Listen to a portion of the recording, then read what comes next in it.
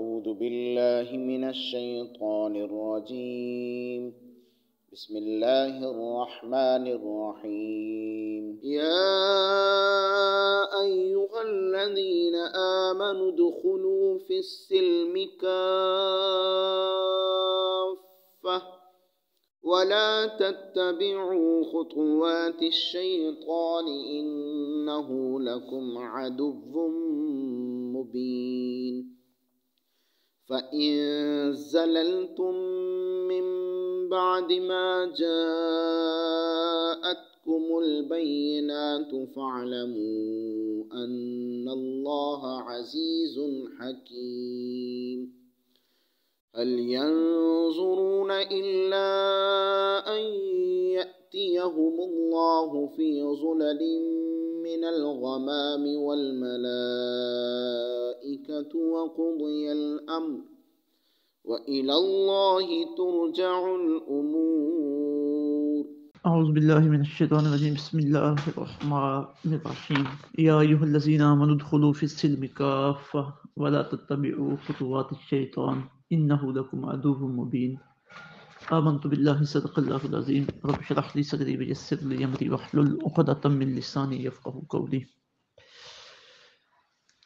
گزشتہ درس میں جو آیات آئی تھیں ان میں منافقین کی عادات کو اور ان کے کردار کو ذکر کیا گیا تھا، اور پھر اہل ایمان کے لیے ایک نمونہ پیش کیا گیا تھا کہ وہ اللہ رب العزت کی رضا کے لیے اپنی ہر چیز کی قربانی دینے کے لیے تیار ہو جاتے ہیں۔ اب اہل ایمان کو ایمان کے تقاضوں سے آگاہ کیا جا رہا ہے کہ تم نے اسلام قبول کیا ہے، اسلام میں داخل ہو گئے ہو، تو اس کا مطلب یہ نہیں کہ اب اسلام کی جو چیز تمہیں پسند ہو اسے تم مان لو، جو تمہیں پسند نہ آئے اسے سائڈ پہ لگا دو۔ فرمایا نہیں، جب اسلام میں داخل ہو گئے ہو تو اب تم نے پورے کا پورا اسلام میں داخل ہونا ہے۔ تو فرمایا یا ایھا الذین آمنو، اے ایمان والو، ادخلوا، داخل ہو جاؤ، فی السلم، اسلام میں، کافہ، پورے پورے، ولا تتبعوا، اور نہ چلو، خطوات، قدموں پر، الشیطان، شیطان کے، خطوات الشیطان، شیطان کے قدم، انہ لکم عدو مبین، بے شک وہ تمہارا کھلا دشمن ہے۔ فإن زللتم، اور اگر تم پھسلنے لگو، من بعد، اس کے بعد، ما جاءتکم، جو آ چکی ہیں تمہارے پاس، البینات، روشن دلیلیں، فاعلموا، تو جان لو، ان اللہ، بے شک اللہ تعالیٰ، عزیز، زبردست ہے، حکیم، حکمت والا ہے۔ حال ینظرون، کیا وہ انتظار کر رہے ہیں اس بات کا، الا، سوائے اس کے کہ ان یأتیہم اللہ، کہ ان کے پاس آئے اللہ کا عذاب، فی ظلل من الغمام، چھائے ہوئے بادلوں کی صورت میں، والملائکۃ، اور فرشتے، وقضی الامر، اور فیصلہ کر دیا جائے، وإلی اللہ، اور اللہ ہی کی طرف، ترجع، لٹائے جائیں گے، الامور، سارے معاملات۔ یہ 3 آیات طیبات ہیں جن میں 2 میں اللہ تعالیٰ نے اس بات کی تاکید کی ہے کہ تم نے اسلام کے اوپر مکمل طور پہ کاربند رہنا ہے، اور تیسری میں اس حقیقت کا اظہار کیا گیا ہے کہ تم جب گناہ کرتے ہو اور ہماری نافرمانیاں کرتے ہو تو ہم تمہیں ڈھیل دیتے ہیں۔ تو اب تمہیں سمجھ جانا چاہیے کہ یہ اللہ تعالیٰ کی کرم نوازی ہے کہ ہماری نافرمانیوں کے باوجود ہماری پکڑ نہیں ہوئی تو ہم توبہ طائب ہو جائیں، لیکن تمہاری صورتحال یہ ہے کہ تم اس انتظار میں رہتے ہو کہ عذاب آئے تو پھر ہی ہم توبہ طائب، پھر ہی ہم اللہ تعالیٰ کی نافرمانی اور گناہوں سے توبہ کریں۔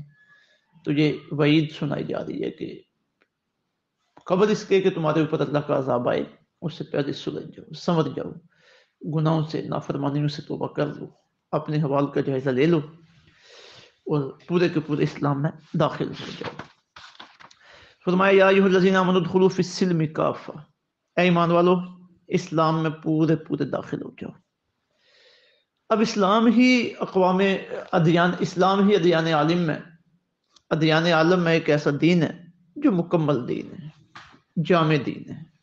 اسلام کا مطلب ہے سر تسلیم خم کرنا، غیر مشروط اطاعت اختیار کرنا۔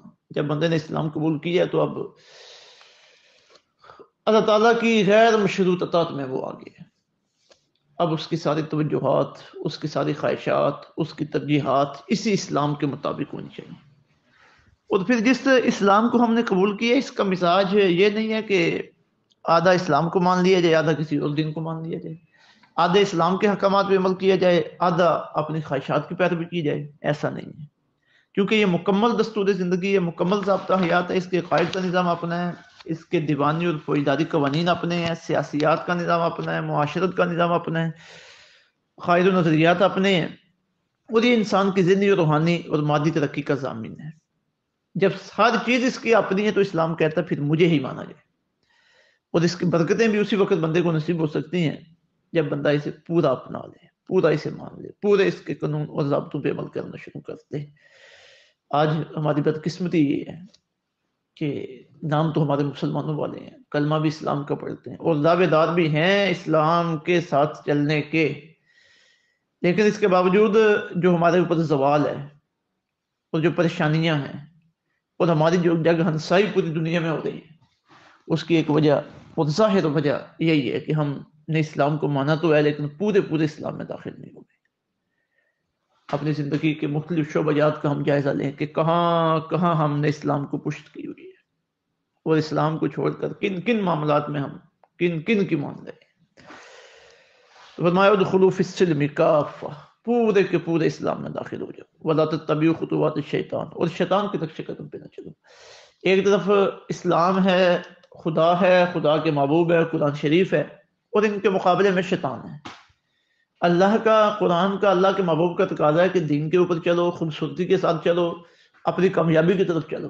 اور شیطان نے جو پہلے دن سے اللہ کے ساتھ وعدہ، اللہ کی بارگاہ میں یہ دعویٰ کیا تھا کہ مالک الملک میں لوگوں کو تیرے راستے سے ہٹاؤں گا، اب وہ لگا ہوا ہے ہمیں قرآن کے، اسلام کے، خدا کے اور رسول کے راستے سے ہٹانے کے لیے. اب ہمارے لیے یہ چیلنج ہے، ہماری یہ آزمائش ہے کہ ہم شیطان کی طرف جاتے ہیں یا اسلام کی طرف جاتے ہیں. تو اللہ تعالیٰ آگاہ کر رہا ہے کہ شیطان کے نقش قدم پہ نہ چلو، انہ لکم عدو مبین، وہ تمہارا کھلا دشمن ہے. ہم تمہیں ہدایت کی طرف بلا رہے ہیں، ہم تمہیں کامیابی کی طرف بلا رہے ہیں، فائدے کی طرف بلا رہے ہیں، اور وہ ظاہر تمہارا دشمن ہے، اس نے تمہیں نقصان کی طرف ہی بلانا ہے. پھر فرمایا فَإِن زَلَلْتُم مِّن بَعْدِ مَا جَاءَتْكُمُ الْبَيِّنَاتُ، اگر تم پھسلنے لگو اس کے بعد کہ روشن دلیلیں تمہارے پاس آ چکی ہیں. اب ہر چیز تو تمہارے سامنے واضح ہو گئی ہے، اب تو پھسلنے کا سوال ہی پیدا نہیں ہوتا. لیکن اس کے باوجود بھی تم پھسلنے لگو، بے توجہ ہی کرو، ہمارے احکامات کو پس پش ڈالو، تو پھر یاد رکھنا فَاعْلَمُوا، جان لو، ان اللہ عزیز الحکیم، اللہ تعالیٰ زبردست ہے اور حکمت والا ہے، وہ تم سے انتقام لے گا. اور ایسا نہیں ہے کہ تم اللہ کو معاذ اللہ دبا سکو اور اللہ کے اوپر تم غالب آ جاؤ، استغفر اللہ، ایسا نہیں ہے. اللہ تمہارے اوپر غالب ہے اور وہ تم سے انتقام لے گا کہ اس نے تمہارے لیے اپنی رحمتوں کے، اپنی نعمتوں کے خزانے کھولے تھے اور ہر چیز واضح واضح تمہارے سامنے بیان کی تھی، لیکن تم ہو کہ ماننے کا نام ہی نہیں دیا تم نے. پھر فرمایا حل ینظرون، کیا وہ اس بات کا انتظار کر رہے ہیں الا ان یاتیہم اللہ، کہ آئے ان کے پاس اللہ کا عذاب. یہاں پہ لفظ ہے ان یاتیہم اللہ، آئے ان کے پاس اللہ کا، آئے ان کے پاس اللہ. لفظی ترجمہ تو اس کا یہ بنتا ہے کہ آئے ان کے پاس اللہ. اب اللہ تعالیٰ کی شان یہ ہے کہ وہ کسی کے پاس آنے سے، جانے سے تو پاک ہے، کیونکہ اس کے لیے جسم کی ضرورت ہوتی ہے اور اللہ جسم سے پاک ہے. تو پھر اس کا کیا مطلب ہوگا؟ یہاں پہ دو مسالک ہیں علماء اہل سنت کے. ایک یہ کہ اس طرح کی جتنی بھی آیات ہیں وہ متشابہات میں سے ہیں، ان کا حقیقی معنی اللہ ہی جانتا ہے یا اللہ کے رسول جانتے ہیں. ہمیں بس جو ظاہری لفظ ہیں انہیں پہ ایمان اور یقین رکھنا چاہیے اور اس کی تفسیر و تشریح میں سکوت اختیار کرنا چاہیے، خاموشی اختیار کرنی چاہیے. دوسرا مسلک جو متاخرین علماء کا ہے، اور یہ بھی ہماری کتابوں میں ذکر کیا گیا ہے، کہ ایسی ایجاد کی طویل کی جائے گی، یعنی اس کا ایسا معنی حقیقی معنی سے ہٹ کر، ایک ظاہری معنی، بلکہ ظاہری معنی سے ہٹ کر، جو ظاہری معنی نظر آتا ہے اس سے ہٹ کر کوئی ایسا معنی بیان کیا جائے گا جو اللہ تعالیٰ کی شان شان ہو. تو علامہ بیضاوی اور باقی مفسرین نے اس کی تعبیر یہ کی ہے کہ ان یاتیہم امر اللہ، کہ اللہ کا حکم آئے، اللہ کی طرف سے آرڈر آئے ان کے اوپر عذاب کا، تو اسی کو پیش نظر رکھتے ہوئے یہاں ترجمہ کیا گیا ہے ان یاتیہم اللہ، کہ ان کے پاس آئے اللہ کا عذاب، یعنی یہ کہ سکوت اختیار کرنا، اور دوسرا ظاہری معنی سے ہٹ کر تعویل کرنا جو اللہ تعالیٰ کی شان شیان ہو، تو اسی کے مطابق یہ معنی کیا گیا کہ آئے ان کے پاس اللہ کا عذاب فی ظلل من الغمام، چھائے ہوئے بادلوں کی صورت میں، والملائکہ، اور فرشتے آئے، وقضی الامر، فیصلہ تمام کر دیا جائے۔ اب ظاہر ہے جب کسی قوم کی نافرمانی اس حد تک بڑھ جائے کہ ان کے اوپر عذاب بھیجنا پڑ جائے، فرشتے عذاب لے کے آ گئے، تو پھر تو ان کے لیے توبہ کا وقت ختم ہو جاتا ہے، پھر ان کی توبہ قبول نہیں ہوتی۔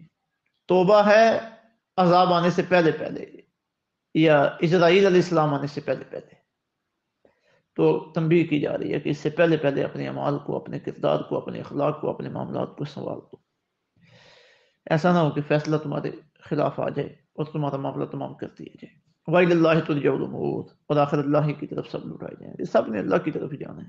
کیا کر لو گے دنیا میں، کتنا بھاگو گے، آخر آنا تو ہمارے پاس ہی، ہم حساب صاف کر لیں گے۔